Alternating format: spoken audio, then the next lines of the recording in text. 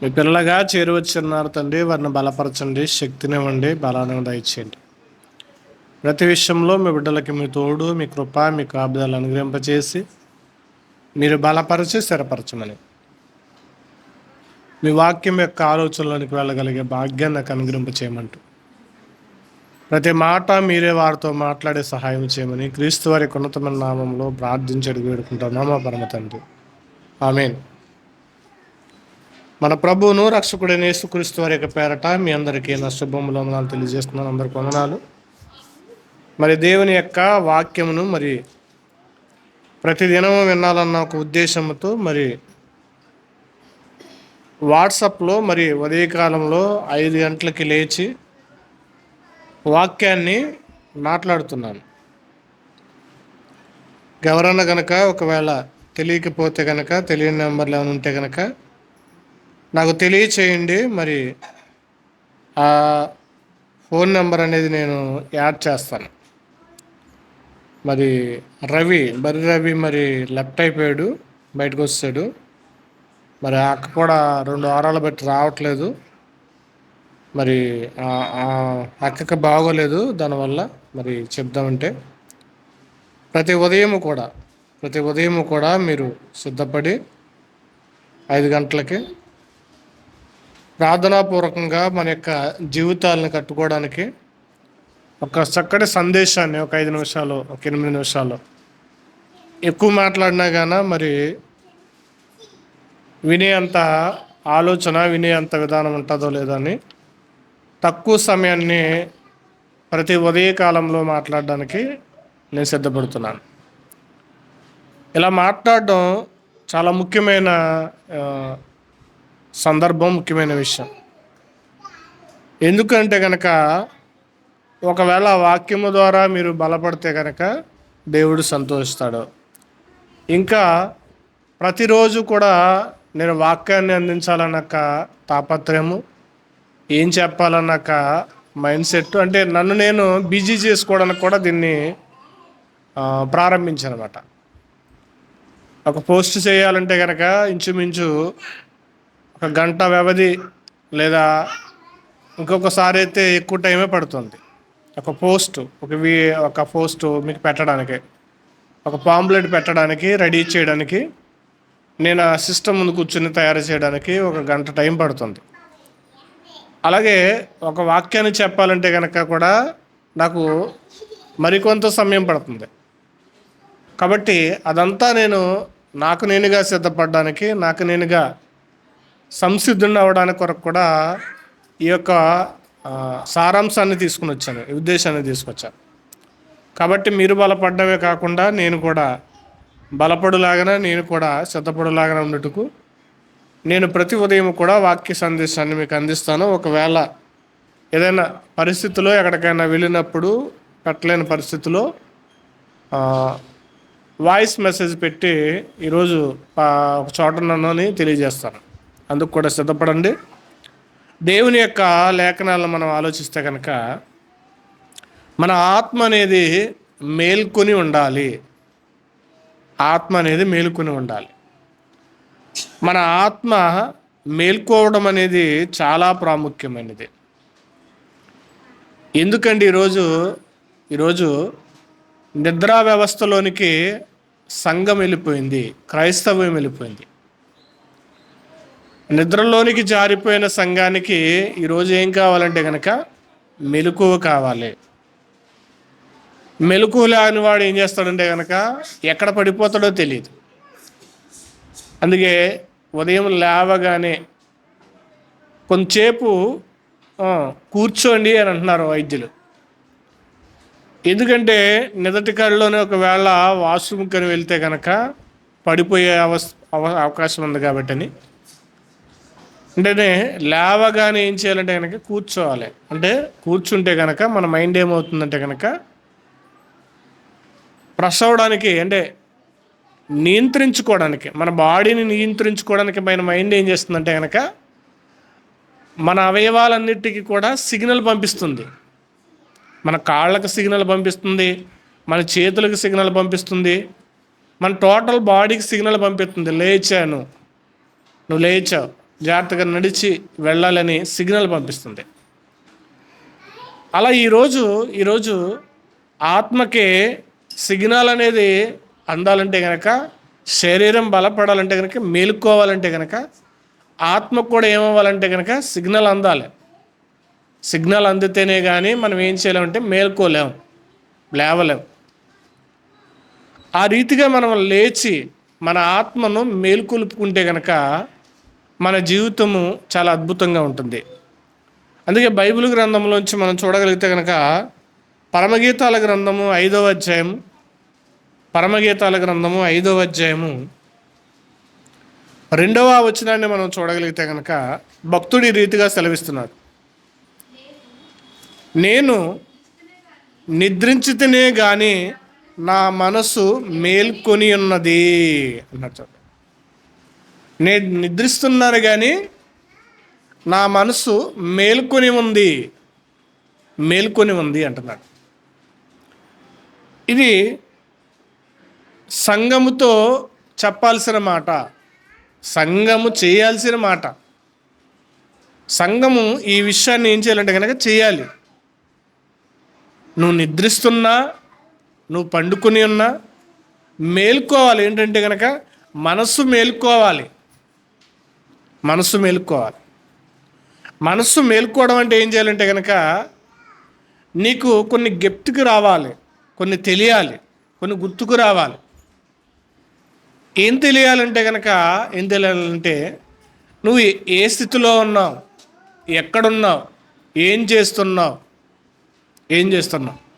ఇంకోటి, ప్రభు అయిన యొక్క యేసుక్రీస్తు వారి యొక్క ప్రకాశమానం, ఆయన యొక్క త్యాగం, ఆయన ఔన్నత్యం, ఆయన ఖ్యాతి, ఆయనతో మనకున్న ఆ సంబంధం, విడదీయలేని యొక్క ఆ బంధం అనేది ఏం చేయాలంటే కనుక గుర్తుకుండాలి. గుర్తుకు వస్తే మనం ఏం చేస్తామంటే కనుక మేలుకుని ఉంటాం. ఉదాహరణగా చూస్తే కనుక ఒక ప్రేయసి ప్రియుడు, ఒక అమ్మాయి ఒక అబ్బాయి ప్రేమలో ఉంటే కనుక ఏం చేస్తారంటే కనుక వాళ్ళు సరిగ్గా నిద్ర పట్టదు, సరిగ్గా వారికి తినాలనిపించదు. వారి యొక్క ఆలోచన వ్యవస్థ ఎలా ఉంటుందంటే కనుక వారి విరువురి మీదే ఉంటుంది. వారికి సంభాషణ, వారికి ఆలోచన, వారి ఊహలో వాళ్ళు ఏం చేస్తున్నారు, తింటున్నారా, ఏం చేస్తున్నారు, మాట్లాడుతున్నారా, ఇప్పుడు ఎక్కడున్నారు అన్న సంభాషణ మీద మాత్రమే ఉంటుంది. సేమ్ సిచ్యువేషన్ అంతా కూడా మన ఆత్మ మేలుకొని ఉంటుందంటే కనుక మనకి ధ్యాస, మనకి ఆలోచన ప్రభువైన యేసుక్రీస్తు వారి యొక్క త్యాగం మీద, ఆయన మనల్ని ఆకర్షించినది, ఆయన మనల్ని ప్రేమించింది, ఆయన మనల్ని రక్షించింది ఏదైతే ఉందో వాటి మీదకి మన ధ్యాస ఉండాలి. వాటి మీదకి మన ధ్యాస ఉన్నప్పుడు మనం ఏం చేయగలమంటే కనుక మేలుకుని ఉండగలం, ఆయనను మనము ధ్యానించగలం, ఆయనను మనము జ్ఞాపకం చేసుకోగలం. అందుకే అంటున్నాడు అన్నమాట భక్తుడు, నేను నిద్రించితేనే కానీ నా మనసు మేల్కొని ఉన్నది. నా సహోదరి, నా ప్రియురాలా, నా పావురమా, నిష్కళంకురాలా ఆలకించము, నా తల మంచుకు తడిచి ఉన్నది. వారి ఇరువురి దగ్గర జరిగిన సంభాషణ ఏం చేస్తున్నారంటే జ్ఞాపకం చేసుకుంటున్నారు. ఆలకించు అంటే ప్రభు అయిన యేసుక్రీస్తు వారు ఎవరిని జ్ఞాపకం చేసుకుంటున్నాడు అంటే కనుక మనల్నే జ్ఞాపకం చేసుకుంటున్నాడు. ఆయన నిద్రపోయినా గాన ఆయన మనస్సులో ఎవరున్నారంటే కనుక మానవుడు మాత్రమే ఉన్నాడు, ఇంకెవరు లేరు. మన మనసులోకైనా ధనమో లేదా ఆస్తో లేకపోతే సంపదో లేకపోతే ఏదోటి సంపాదించాలి, ఏదోటి తెచ్చుకోవాలి, దేనికో దానికి కట్టాలి, ఈ ఆలోచనలు మనకు ఉన్నవి. కానీ దేవుని యొక్క ఆలోచన అంతా కూడా ఆయన మనసు మేల్కొన్న దేని కొరకంటే కనుక కేవలం మన కోసమే ఆయన మనసు ఆలోచిస్తూనే ఉంది, తిరుగుతూనే ఉంది. అంటే ఆయన మన మీద మనస్సు పారేసుకున్నాడు. చెప్పాలంటే ఆయన మనస్సు మన మీదే ఉంది, మన మీద ఉంది. ఆయన మన కోసం ఏం చేస్తున్నాడంటే ఆలోచిస్తున్నాడు. మన కోసం ఆలోచించే దేవుడు ఇంత సృష్టిని చేశాడు. ఆ సృష్టిలో కావలసినవన్నిటినీ పెట్టాడు. వాటికి మించి కావాలని మనం ఏదో ప్రయత్నం చేస్తుంటాం. కానీ ఆయన మనస్సు మాత్రము మేల్కునేది ఎవరి కొరకంటే కనుక మన కోసమే. అదే చెప్తున్నాడు, సహోదరి నా ప్రియురాలంటే కనుక నాకు ఇష్టమైన దానా, నాకు ఇష్టమైన వాడా అని. ఇష్టమైన వాడు అంటే దేవునికి లోకంలో ఉన్న ప్రేమకు పోలికేముండదు. దాని యొక్క ఛాయలు కూడా ఉండవు. కానీ దేవుడి ప్రేమ వేరు. కానీ మనిషికి అర్థం కావడానికి దేవుడు ఏం చేస్తాడంటే వాడుక భాషనే రాయిస్తాడు. మనకు అర్థం కావడానికి దేవుడు వాడుక భాషను రాయిస్తాడు. దేవుడు చెప్తున్నాడు, నా సహోదరి, నా ప్రియురాలా, నాకు ఇష్టమైన దానా, నా పావురమా, నిష్కలంకురాలా ఆలకించుము అంటున్నాడు. అంటే ఎంతగా వర్ణిస్తున్నాడు. ఒక ప్రియుడు ప్రియురాలికి ఏం రాయిస్తాడంటే ఒక పోయట్రీ రాస్తాడు, ప్రేమలేఖ రాస్తాడు. దానికి కొన్ని అనుగుణముగా కొన్ని యొక్క సూక్తులతో కూడిన, పదాలతో కూడిన వర్ణాతీతమైన మాటలు ఏం చేస్తామంటే కనబడతాయి. మరి ప్రభు అయిన యేసుక్రీస్తు వారు కూడా, ప్రభు అయిన దేవుడు కూడా మన కోసము మనలను పిలిచే విధానం, గౌరవించే విధానం, మనలను సంబోధించే విధానం, మనల్ని పలికే విధానం అంతా కూడా అలాగే ఉంటుంది. అంటే దేవుడి యొక్క మనసు ఎలా ఉందో చెప్తున్నాడన్నమాట. నా పావురమా, నిష్కలంకురాలా ఆలకింపుము, నా తల మంచుకు తడిచి ఉన్నది అన్నాడు. నా తల మంచుకు తడిచి ఉన్నది అంటే దేవుడు మన కోసం ఎంత ఆలోచిస్తున్నాడో, ఎంత త్యాగం చేస్తున్నాడో, ఎంత జ్ఞాపకం చేసుకుంటున్నాడో అనేది ఈ అధ్యాయం అంతా కూడా ఏం చేస్తుందంటే కనుక కనబడుతుంది. అయితే ఆయన మన గురించి మేలుకున్నాడు, ఆయన మన గురించి ఆలోచిస్తున్నాడు. కానీ మరి ఈరోజు సంఘం ఏం చేస్తుందంటే కనుక నిద్రపోతుంది, మేలుకోవట్లే. అందుకే కీర్తనకారుడు ఒక మాటను దావీదు తెలియజేస్తాడు. 139వ కీర్తనలో ఒక విషయాన్ని తెలియజేస్తున్నాడు. చూడండి, ఇది అందరూ గుర్తుంచుకోవలసిన విషయం. ఈ మాట మన జీవితంలో ఎప్పుడు కూడా గుర్తుకు రావాలన్నమాట. 139వ కీర్తన 7వ వచనంలో రాయబడిన మాటను మనం చూడగలిగితే కనుక, నీ ఆత్మ యొద్దట నుండి నేను ఎక్కడికి పోదును, నీ సన్నిధి నుండి నేను ఎక్కడికి పారిపోదును అంటున్నాడు. అంటే నీ ఆత్మ యొద్ద నుండి నేను ఎక్కడికి పోదును, ఎక్కడికి వెళ్ళలేను. నీ సన్నిధి నుండి నేను ఎక్కడికన్నా పారిపోగలనంటే కనుక పారిపోలేం.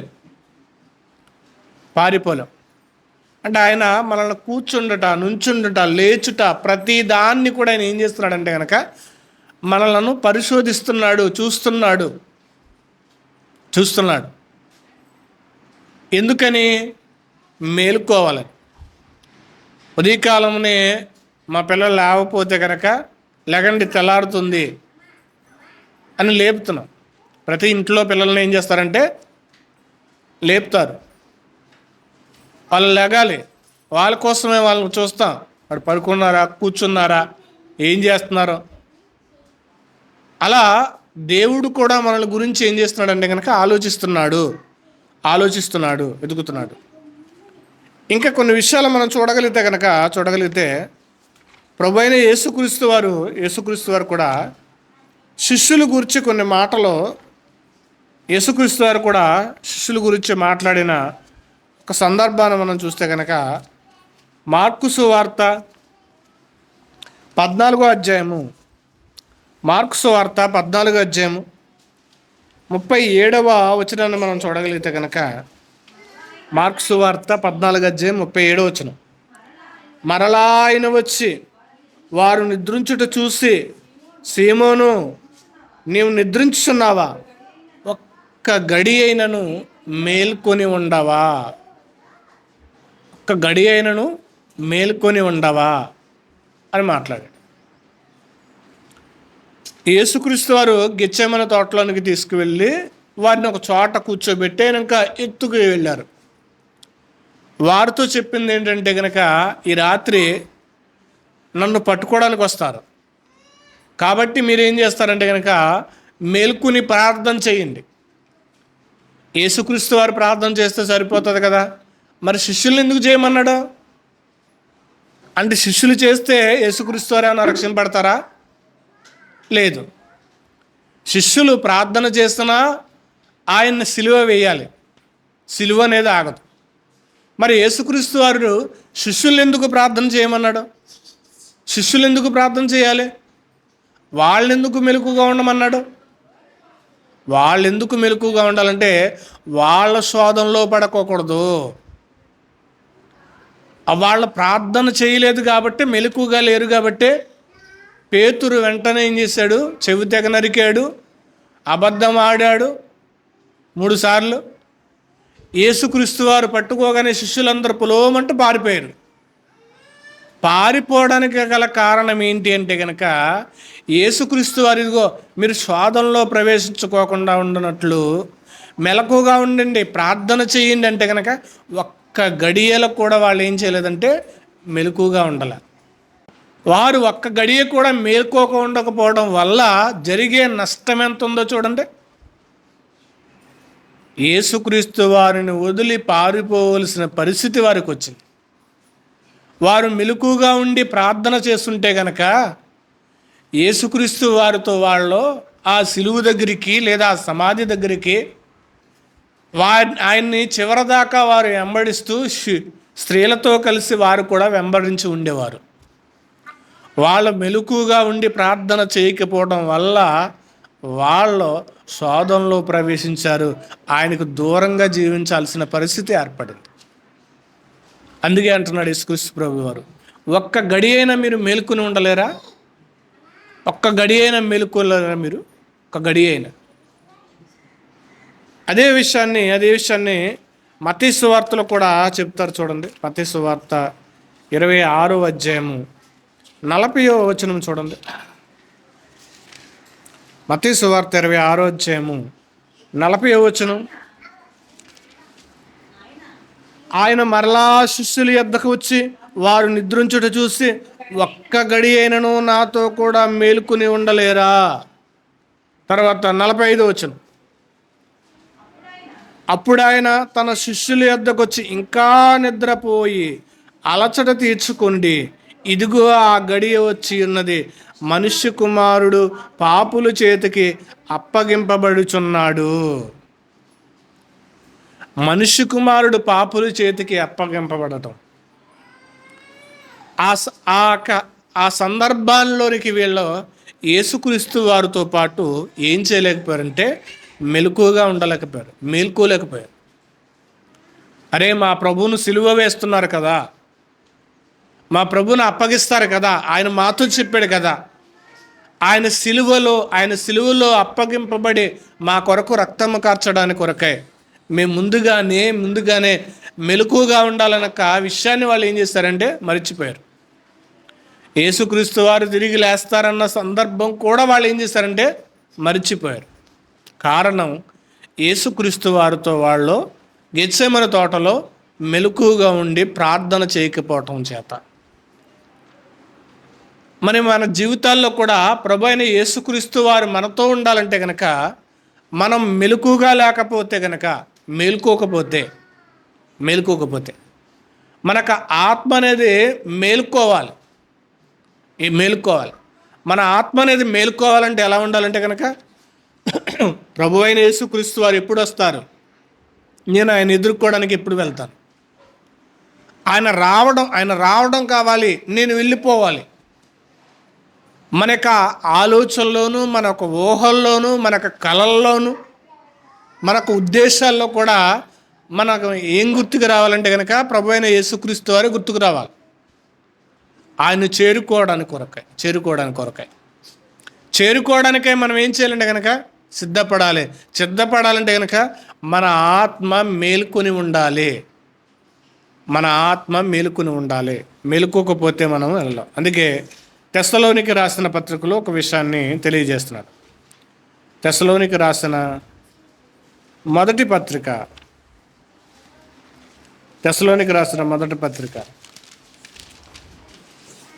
5వ అధ్యాయం 5వ వచనం నుండి చూద్దాం. తెస్సలోనికి రాసిన మొదటి పత్రిక 5వ అధ్యాయం 5వ వచనం నుండి చూద్దాం. మీరందరూ వెలుగు సంబంధులు, పగట సంబంధులై ఉన్నారు. మనము రాత్రి వారము కాము, చీకటి వారం అసలు కాము. అంటే రాత్రి వారము కాదంటే కనుక మనం లోక సంబంధులు కాదు.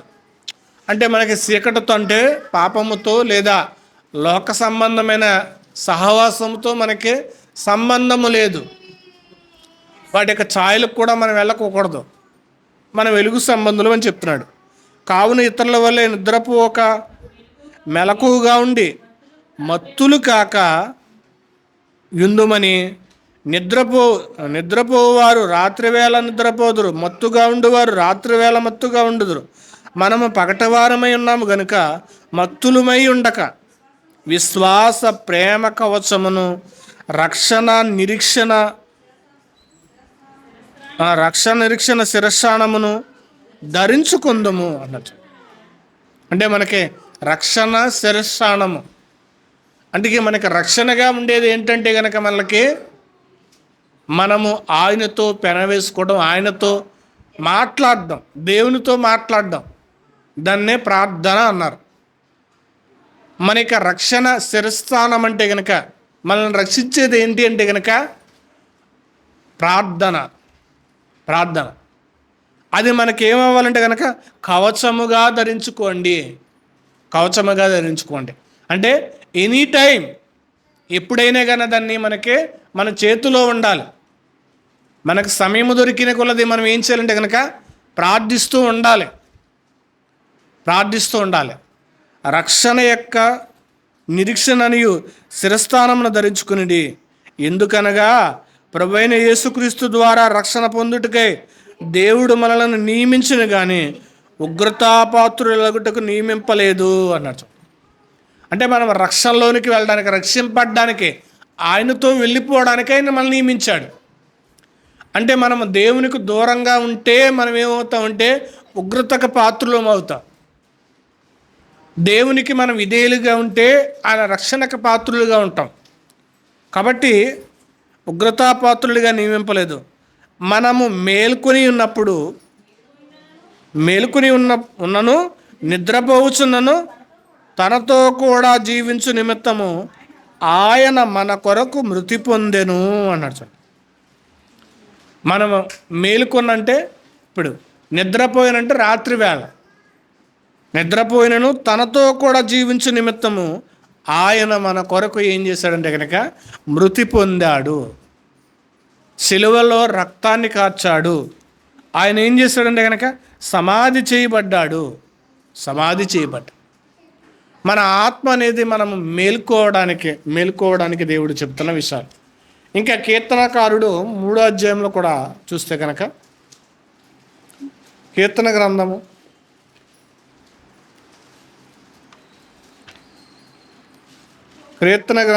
3వ అధ్యాయము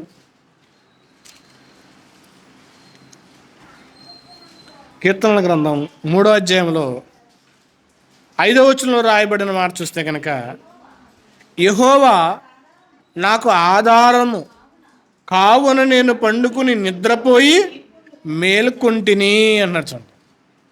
యెహోవా నాకు ఆధారం. దావీదు అంటున్నాడు, నాకు ఆయన ఆధారం. నేను పండుకున్నా కానీ ఏం చేస్తానంటే కనుక మేల్కొందును. నేను నిద్రపోయి మేల్కొందును. ప్రభువైన యేసుక్రీస్తు వారు లేదా దేవుడు యేసుక్రీస్తు వారు చెప్పిన మాటలు ఏంటంటే కనుక మృతులైన వారు మొదట లేస్తారు అన్నాడు తెస్సలోనికి రాసిన పత్రిక. అంటే ప్రభువైన యేసుక్రీస్తు వారితో మనం జీవిస్తే కనుక ఆయన నమ్మి ఆయన మనం వెంబడిస్తున్నట్లయితే కనుక చనిపోయిన తర్వాత ఆయన వచ్చేటప్పుడు ఎవరు లేస్తారంటే కనుక మృతులైన వారు మొదట లేస్తారు. మృతులైన వారు మొదట లేస్తారు, ఆ మీదట సజీవులుగా ఉండేవారు లేస్తారు. మరి మొదట ఎవరు లేస్తున్నారంటే కనుక మృతులైన వారు. ఎప్పుడు లేస్తారు మృతులైన వారు అంటే కనుక దేవుడే మనకు ఆధారమైనప్పుడు, ఆయన మనం ఆధారం చేసుకున్నప్పుడు, మన ఆత్మను మనం మేలుకొల్పినప్పుడు, మనం దేవునితో సహవాసము చేసినప్పుడు, దేవునితో మన సహవాసము నిత్యము కొనసాగుతున్నప్పుడు మనం ఏం కాగలమంటే కనుక ఆయన వచ్చినప్పుడు మేలుకోగలం, తిరిగి లేవగలం. అందుకే బైబిల్ గ్రంథంలో యోనా భక్తుడు మనకు కనబడతాడు. యోనా ఏం చేశాడంటే కనుక ఒకసారి మనం చూస్తే కనుక యోనా గ్రంథం మొదటి అధ్యాయము 6వ వచనం మనం చూడగలిగితే కనుక అప్పుడు వాడ నాయకుడు అతని యొద్దకు వచ్చి, ఓయి నిద్రపోతా, నీకేమి వచ్చినది? లేచి నీ దేవునికి ప్రార్థించుము, మనము చావకుండా ఆ దేవుడు మన యందు కనికరించునేమో. వాడ నాయకుడు ఎవరంటే కనుక ఒక అన్యజనుడు, ప్రభువైన యేసుక్రీస్తు వారిని ఎరగనివాడు. ఏం చేస్తున్నాడంటే కనుక ఆ వాడక కలిగిన ప్రమాదాన్ని బట్టి అందరికీ ఏం చేస్తున్నాడంటే కనుక మేల్కొలుపుతున్నాడు, లేవండి. ఆ వాడ నాయకుడు మేల్కొలుపుతున్నాడు, లేవండి, మనము బ్రతకాలంటే కనుక మీ దేవుళ్ళకి ప్రార్థన చేయండి, మీ దేవుళ్ళకి భక్తి చేయండి, మీ దేవుళ్ళకి చెల్లించండి. ఏం చేయాలంటే కనుక మీరు మేల్కోండి, లేవండి, నిద్రపోకండి. యోనా ఎవరంటే కనుక జీవము కలిగిన దేవుని సేవకుడు, ఈ సృష్టిని కలిగించిన దేవుని యొక్క సేవకుడు. ఏం చేయాలి యోనా? దేవుడు ఇదిగో నినివే పట్టణానికి వెళ్ళి అక్కడ నినివే ప్రజలతో మాట్లాడు. ఆ ప్రజలు ఘోరముగా జీవిస్తున్నారు. ఆ ప్రజలకు చెప్పాల్సిన బాధ్యత నీకు ఇస్తున్నాను, నువ్వు వెళ్ళి వారికి చెప్పన్నప్పుడు యోనా చేయాల్సిన బాధ్యతను ఏం చేశాడంటే మర్చిపోయాడు. ఈరోజు కూడా యోనాలాగా చేయాల్సిన బాధ్యతను ఈరోజు ఏం చేస్తున్నామంటే కనుక మనం మర్చిపోతాం. క్రైస్తవులు దేవుడు చెప్పిన బాధ్యతను మర్చిపోయి దేవుడు చెప్పనివన్నీ కూడా ఏం చేస్తున్నారంటే కనుక ఈరోజు తల మీద పోసుకుంటున్నారు. దేవుడు చెప్పని సంగతులను కూడా ఈరోజు ఏం చేస్తున్నాడంటే కనుక మనిషి నెత్తి మీద భుజం మీద మోస్తున్నాడు. మనిషికి అనేకమైన భారాలు పెట్టుకుంటున్నాడు. కాబట్టి దేవుని మీద భారం వేయలేకపోతున్నాడు, దేవుని దగ్గర మొరపెట్టలేకపోతున్నాడు, దేవుని దగ్గర అడగలేకపోతున్నాడు. దేవుణ్ణి అడిగేది దేనికోసం అంటే కనుక అవసరతల కోసమే కాదు. మనకి ప్రాముఖ్యమైన అవసరత ఏంటంటే కనుక ఆయనతో మనం కలిసి జీవించటం, ఆయన్ని చేరుకోవడం. ఇంతకు మించిన అవసరత క్రైస్తవుడికి ఉండకూడదు. ఈ లోకంలో ఆహారం కావాలంటే అడగండి, అడిగితే దేవుడు శక్తినిస్తాడు. శక్తి ద్వారా దాన్ని కష్టపడి మనం సంపాదించుకోగలం, తెచ్చుకోగలం. కానీ మన అవసరతకు రానివి, మనకి కొన్నా దొరకనివి ఏమన్నా ఉన్నవంటే కనుక అది దేవునితో మనకున్న సంబంధమే. అది కొంటే రాదు, ఏదన్నా పని చేస్తే రాదు. దేవునితో మాట్లాడటము ద్వారా వచ్చేది, దేవునితో మనం సాన్నిధ్యాన్ని పెంచుకుంటే వచ్చేది, దేవునితో మనం గడిపితే వచ్చేది. ఇప్పుడు యోనా కూడా ఏం చేశాడంటే కనుక దేవుడు చెప్పిన బాధ్యతను పక్కన పెట్టేసి, ఇదిగో నేను నినివేకి వెళ్ళను, తార్సుకు పోతాను. తార్సులో అయితే కనుక నాకు చాలా బాగుంటుంది, కష్టం ఉండదు. తార్సులో ఉన్న వాళ్ళకి చెప్పినా కానీ వాళ్ళు నా మాట వింటారు. కాబట్టి తార్సు వాళ్ళు నినివే వాళ్ళకంటే భయంకరులు ఏం కాదు. కాబట్టి తార్సుకు పోతానని ఎక్కాడు. తార్సు పడవకే వాడకే దేవుడు ఏం చేశాడంటే సునామీ రప్పించాడు. సునామీ రప్పించినప్పుడు యోడ నాయకుడు అడుగుతున్నాడు, ఓయి నిద్రపోతా, ఓయి నిద్రపోతా, నీకేమి సంభవించినది అంటున్నాడు. ఈరోజు కూడా దేవుడు అడుగుతున్నాడు, మనకేం సంభవించింది? మనం దేవునితో సాన్నిధ్యాన్ని పెంచుకోకపోవడానికి మనకేమి సంభవించింది? ఏం భారం ఉంది? ఏం ఏం కల్పించుకున్నాం? వేటితో మనము జీవిస్తున్నాం? వేటిని మనము ఆయనతో గడపకుండా దూరంగా ఉంచుకుంటున్నాయి? వేటి ఉంచుతున్నాయి? ఏమి ఉంచుతున్నాయి? ఏవి మనల్ని ఆయన దగ్గరికి చేర్చకుండా ఉంటున్నాయి?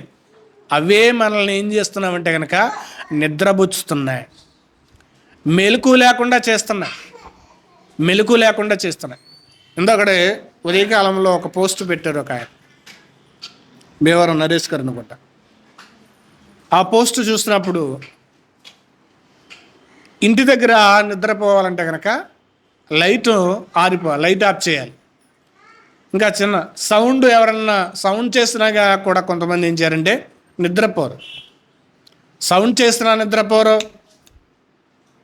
అలాగే లైట్ వెలుగుతున్నా కూడా నిద్రపోరు. కానీ చర్చిలోకి రాగానే ఎంత మైకులు పెట్టి మాట్లాడుతున్నా కానీ నిద్రపోతారు అని మంచి పోస్ట్ పెట్టాడు ఆయన ఉదయకాలంలో. చూసినప్పుడు చాలా ఒక పక్క బాధ వేస్తుంది, ఒక పక్క సంతోషం వేసింది. అంటే చర్చికి వచ్చేటప్పటికి మాత్రమే ఏమవుతుందంటే కనుక నిద్ర వస్తుంది. అంటే మేల్కోలేకపోతున్నారు దేవుని మాటల కొరకు, దేవుడు చెప్పే విషయాల కొరకు. ఈరోజు ఏమి రావట్లేదంటే కనుక మెలకువ రావట్లేదు. ఆ మాటలో మన మనసులోనికి వెళ్ళట్ల, మన మనస్సును మనం ఏం చేయట్లేదంటే కనుక తెరవట్ల, మనసును తెరవట్ల. ఎందుకు తెరవట్లేదంటే కనుక దాంట్లోనికి చాలా నిండిపోయి ఉన్నవి. ఐకిక విచారాలు, బాధలు, ఇబ్బందులు, సమస్యలు, అన్నిటి చేత మనం ఏం చేస్తామంటే కనుక హృదయాన్ని నింపేసి దేవుని సన్నిధిలోనికి రాగానే మనకి ఏమొస్తుందంటే కనుక అవి మనలను ఏం చేస్తున్నామంటే కనుక నిద్రపుస్తున్నాయి, మేలుకోలేకుండా చేస్తున్నాయి. యోనాకి ఎంత భారం ఉందంటే కనుక నినివే ప్రజలకు సువార్త ప్రకటించాల్సిన భారం ఉంది. అయినా కానీ ఏం చేశాడు? వాడలోనికి వెళ్ళి నిద్రపోతున్నాడు. దేవుడు నన్ను ఏం చూస్తాలే, దేవుడు నన్ను పట్టించుకోలేని నిద్రపోతున్నాడు. కానీ దేవుడు నువ్వు మేల్కోవడానికి కొరకై దేవుడు ఏం చేస్తున్నాడంటే కనుక మన కోసమే చూస్తున్నాడు. మన కోసమే దేవుడు ఏం చేస్తున్నాడంటే కనుక చూస్తున్నాడు. నిద్రపోకుండా ఉండడానికి, మనం మేల్కోవడానికి కొరకు ఆయన ఏం చేస్తున్నాడంటే కనుక చూస్తున్నాడు. మనం సిద్ధపడడానికి కొరకై దేవుడు ఏం చేస్తున్నాడంటే కనుక ఎదురు చూస్తున్నాడు. పరమగీతాల గ్రంథం మరొకసారి చూసుకుని ముగించుకుందాం. 5వ అధ్యాయం 2వ వచనం. నేను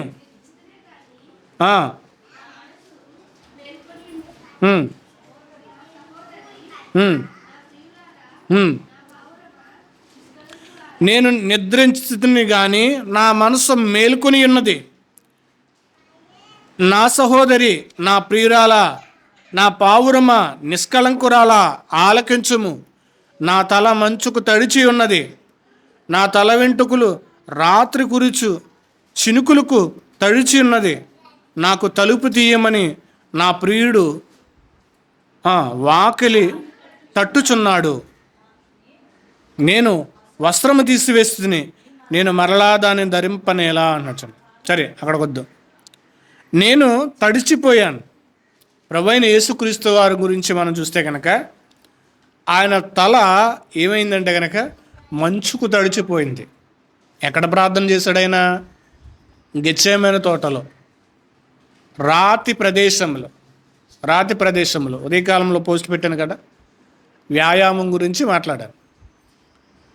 యేసుక్రీస్తు ప్రభుల వారు కూడా వ్యాయామం చేశాడు.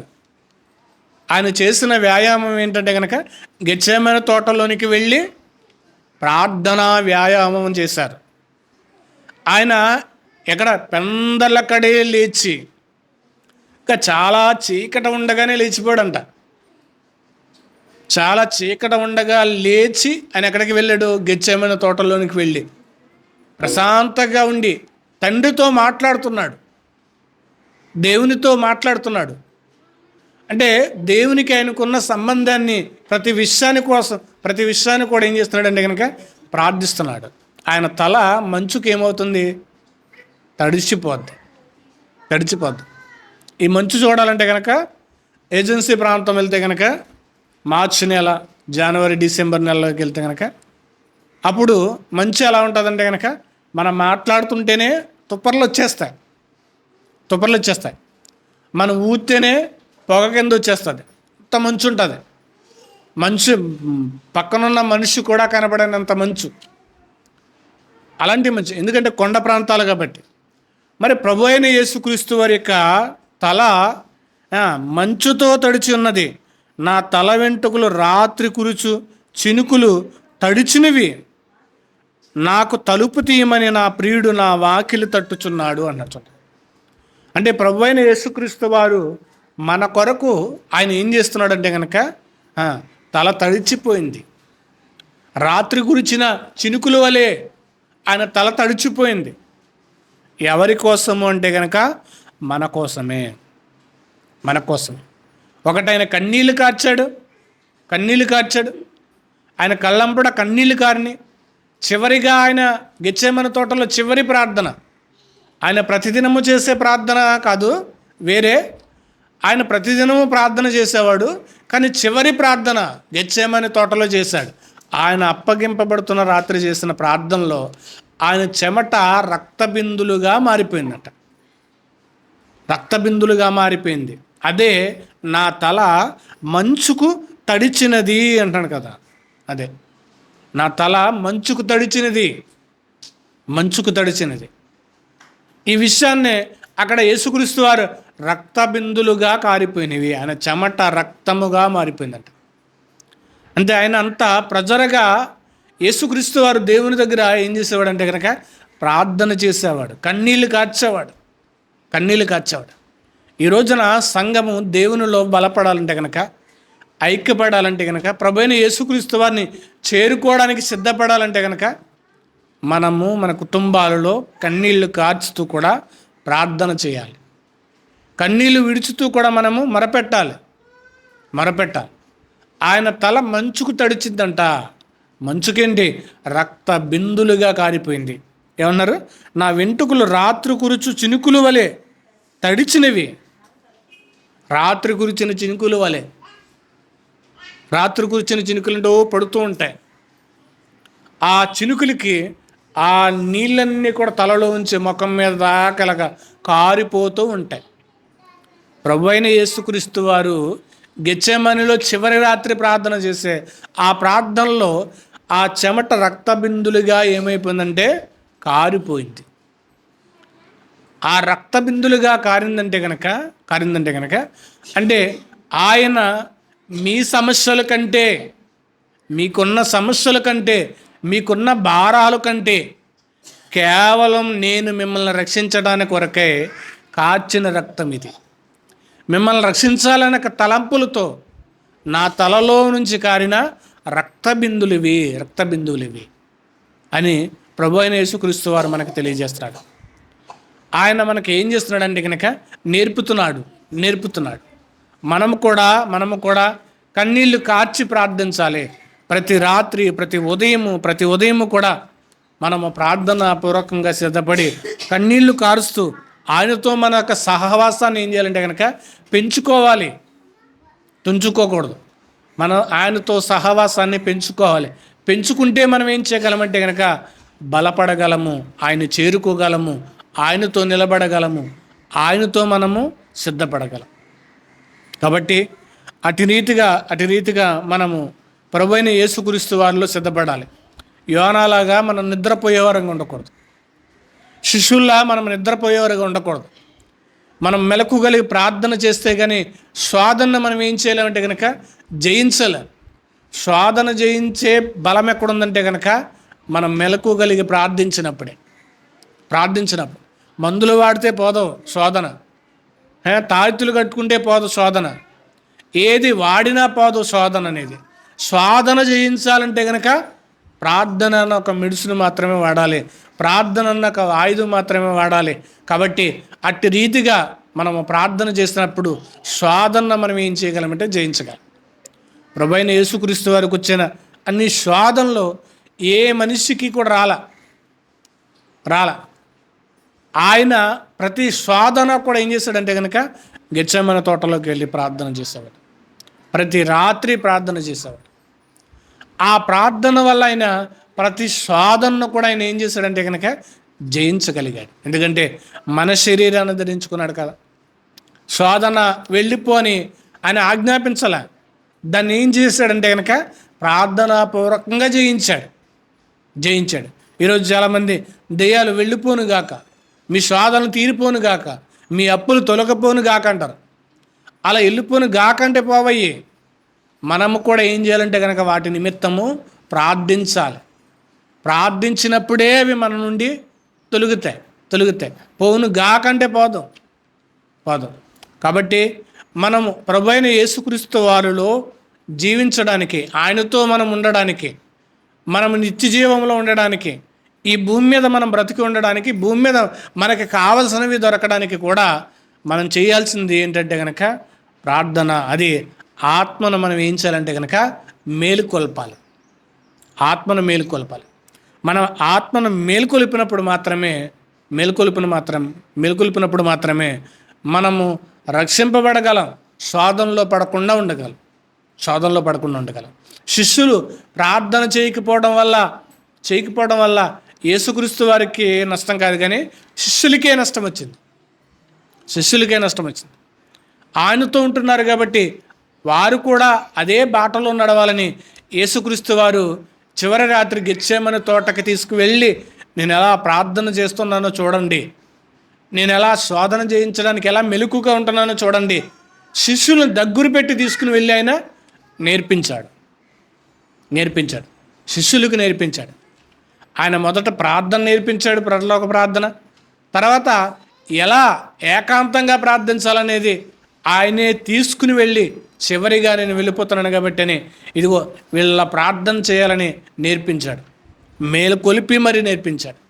కాబట్టి మన జీవితాలు మేలుకొలిపితే కనుక, మన ఆత్మ మేలుకొని ఉంటే కనుక మనము దేవునితో సహవాసం కలిగి ఉండగలం, పడిపోలేం. మనలను ఏది కూడా మనల్ని ఏం చేయదంటే కనుక ఇబ్బంది పెట్టలేదు, ఏది మనల్ని ఏం చేయదంటే కనుక కృంగదీయలేదు. కాబట్టి దేవునిలో మనము ప్రార్థనాపూర్వకంగా సిద్ధపడేవారంగా ఉండాలి. ప్రభువైన యేసుక్రీస్తు వారు అనేక మందిని, చనిపోయిన వారిని ఆయన ఏం చేస్తాడంటే కనుక లేపాడు, మేలుకొల్పాడు. అలా మనం కూడా ఒకవేళ ఏదన్నా మృతుల్లో ఉన్నామేమో, దేని నిమిత్తమైన మనం చనిపోయి ఉన్నామేమో. కాబట్టి ఇప్పుడే మనము ఆయన ఆజ్ఞ ద్వారా మేల్కొని ఆయనతో మనం జీవించడానికి సిద్ధపడదాం, ప్రార్థనాపూర్వకంగా సిద్ధపడదాం. ప్రార్థన చేసుకుందాం.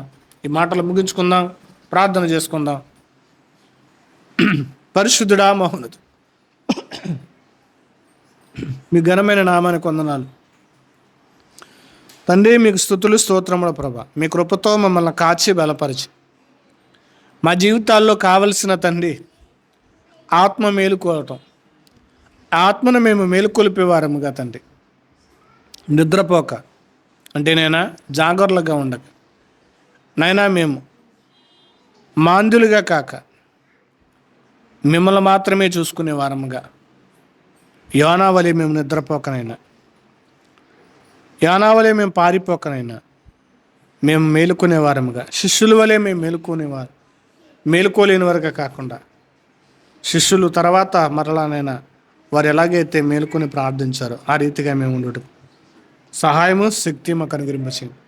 మీ కృపతో మమ్మల్ని బలపరచమంటూ ప్రతి విషయంలో మీ పిల్లలగానైనా సిద్ధపడే భాగ్యాన్ని, ధన్యతను మాకు అనుగ్రహింపచేసి స్థిరపరిచి నడిపించమంటూ ప్రభువైన యేసుక్రీస్తు వారి పేరట ప్రార్థిస్తున్నాం పరమ తండ్రి. ఆమేన్.